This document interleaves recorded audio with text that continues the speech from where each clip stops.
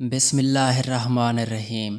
अल्लाह ताला ने औरत को मर्द की पसली से बना के मर्द को अपनी उस हिकमत का इशारा दिया कि मैंने इस औरत की तख्लीक फरिश्तों की लाई हुई मट्टी से नहीं की और मैंने इसे तुम्हारे जिस्म के हिस्से से इसलिए निकाला ताकि औरत का तकद्दुस और पर्दा कायम रहे। फरिश्तों को भी खबर ना होने पाई कि ज़मीन की लाई हुई किस मट्टी से औरत की तख्लीक हुई। यानी औरत के तकद्दुस की हद तो देखिए कि फरिश्तों से भी इसकी बनावट का पर्दा लाजमी करार दिया गया और पहली बार औरत उस मर्द की पसली से निकली जिसकी वो मनकूहा कहलाई। अब बात आती है पसली की कि औरत पसली से ही क्यों निकली, क्या टेढ़ापन वहीं से मिला? नहीं, यहाँ भी बात हिकमत से खाली नहीं है। इंसानी जिस्म में दिल और बहुत से नाजुक हिस्से पसली के पीछे पीछे होते हैं, यानी पसली एक ढाल है। इस नाजुक हिस्से से अल्लाह पाक ने औरत को पसली से निकाल कर ये नहीं बताया कि औरत में टेढ़ापन है, बल्कि उस औरत को पसली की तख्लीक करके ये बात समझाई है कि औरत वक्त पड़ने पर ढाल भी बन सकती है। एक मर्तबा हजूर अकरम सल्लल्लाहु अलैहि वसल्लम सहाबा कराम की महफिल में जलवा फरमा थे कि एक शख्स हाजिर हुआ और अर्ज करने लगा, या रसूलल्लाह सल्लल्लाहु अलैहि वसल्लम, कोई ऐसा मोमिन भी है जो जहन्नम में रहेगा? तो आप सल्लल्लाहु अलैहि वसल्लम ने जवाब इरशाद फरमाया कि हाँ, एक शख्स ऐसा होगा जो जहन्नम की गहराई में 1000 साल रहेगा और मुसलसल ऊंची आवाज में या हनान या मनान पुकारता रहेगा, और एक दिन इस कदर ऊंची बुलंद आवाज में या हनान या मनान कहेगा कि जहन्नम के पास से हजरत जिब्रील अलैहिस्सलाम गुजर रहे होंगे तो वो ये आवाज सुन लेंगे और हजरत जिब्रील अलैहिस्सलाम ये सुनकर बहुत हैरान होंगे कि क्या अजीब बात है कि कोई मुसलसल या हनान या मनान पुकार रहा है। इसके बाद हजरत जिब्रील अलैहिस्सलाम अर्श के सामने हाजिर होंगे और सर सजदे में रख कर खुदा की तस्बीह बयान करेंगे तो अल्लाह पाक फरमाएगा कि ऐ जिब्रील अलैहिस्सलाम सर उठाओ। तो जैसे ही जिब्रील अलैहिस्सलाम सर उठाएंगे तो अल्लाह ताला फरमाएगा कि बताओ जिब्रील अलैहिस्सलाम, आज तूने क्या अजीब देखा? तो जिब्रील अलैहिस्सलाम अर्ज करेंगे, ऐ हमारे रब, मैंने जहन्नम से आती हुई एक आवाज सुनी है जो कि गहरे गड्ढे से आ रही थी और कोई पुकार रहा था या हनान या मनान। तो अल्लाह ताला फरमाएगा कि ऐ जिब्रील अलैहिस्सलाम, जहन्नम के दौरकाए मालिक के पास जाओ और उसे कहो कि जो बंदा या हनान या मनान की सदा लगा रहा है उसे निकाल कर तुम्हारे हवाले कर दे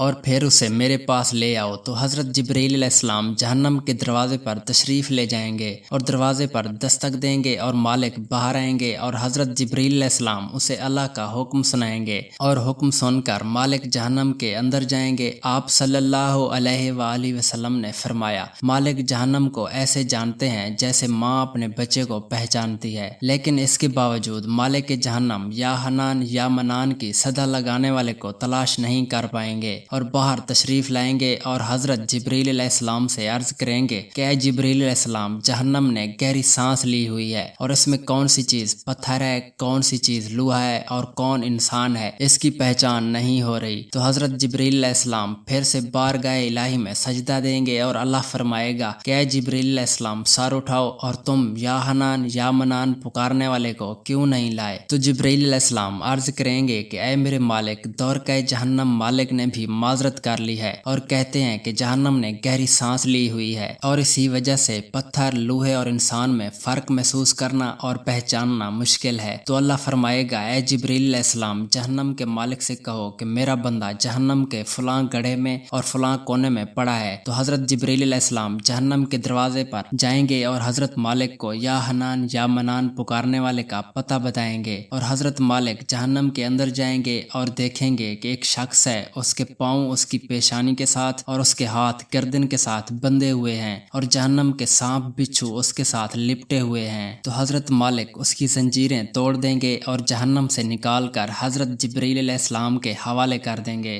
तो हजरत जिब्रील अलैहिस्सलाम उसे लेकर अर्श इलाही के सामने हाजिर होंगे और सर सजदे में रखेंगे और अल्लाह पाक फरमाएंगे कि ऐ जिब्रील अलैहिस्सलाम, सर सजदे से उठाओ। अब अल्लाह पाक उस बंदे से फरमाएगा कि ऐ बंदे, क्या मैंने तेरी बेहतरीन तख्लीक नहीं की थी? क्या मैंने तेरी तरफ रसूल अलैहिस्सलाम पैगाम नहीं भेजे थे? क्या मेरे रसूलों ने तुम्हें नेकी का हुक्म नहीं दिया था? क्या तुझे बुराई से मना नहीं किया था? तो वो बंदा सारी बातों को मानेगा और इकरार करेगा कि या अल्लाह तूने मेरी बहुत आला तख्लीक फरमाई और तेरे रसूल अलैहिस्सलाम भी तशरीफ लाए और उन्होंने तेरे अहकामात भी सुनाए। तो अल्लाह पाक फरमाएगा कि फिर तुमने फलां फलां गुनाह क्यों किए? तो वो अर्ज करेगा या अल्लाह मैंने अपनी जान पर जुल्म किया जिसकी सजा में मुझे जहन्नम में डाल दिया गया, लेकिन ऐ मेरे अल्लाह मेरी उम्मीद नहीं टूटी और मुझे तेरी रहमत से उम्मीद थी और मैं या हनान या मनान पुकारता रहा। मेरे मौला तूने मुझे जहन्नम से निकाला है, या अल्लाह मुझ पर रहम फरमा। तो अल्लाह पाक फरमाएंगे कि ऐ फरिश्तों गवाह हो जाओ, मैंने इस पर रहम किया और इसे माफ कर दिया। नाज़रीन, हजारों साल की इबादत भी रद्द होते देखी है। जरा अपने अपने गिरबान में नजर डालिए कि कोई ऐसी खूबी जिस पर हमें यकीन हो कि हमें दोज़ख में नहीं डाला जाएगा और खुदा की रहमत से उम्मीद नहीं तोड़नी चाहिए। और दुआ है कि अल्लाह पाक क़यामत के दिन हमारे ईमान का सख्त इम्तहान न ले और ना ही हिसाब अपने अदल इंसाफ पर ले, क्योंकि हम इस काबिल नहीं हैं और बहुत ही गुनहगार हैं, बस उसकी रहमत के तलबगार हैं। आमीन। आप सल्लल्लाहु अलैहि वसल्लम ने इरशाद फरमाया है कि क़यामत के दिन जब हिसाब हो रहा होगा तो कुछ लोग ऐसे भी होंगे जिनको अल्लाह पाक बगैर हिसाब व किताब के जहन्नम में भेज देंगे। तो सहाबा इकराम रज़ी अल्लाह तआला अन्हों ने अर्ज की कि या रसूल अल्लाह सल्लल्लाहु अलैहि वसल्लम वो कौन से लोग होंगे? तो आप सल्लल्लाहु अलैहि वसल्लम ने फरमाया कि जालिम हुक्मरान, वो ताजिर जो झूठ बोलता हो, वो बूढ़ा शख्स जो जिना करता हो। फिर आप सल्लल्लाहु अलैहि वसल्लम ने इरशाद फरमाया कि जिस शख्स में ये तीन आदतें हों वो जाहिल है। नंबर 1, जो सुनने से पहले ही जवाब देना शुरू कर दे। नंबर 2, जो बात को समझने से पहले झगड़ा शुरू कर दे। नंबर 3, जो इल्म न रखने के बावजूद फैसले करना शुरू कर दे।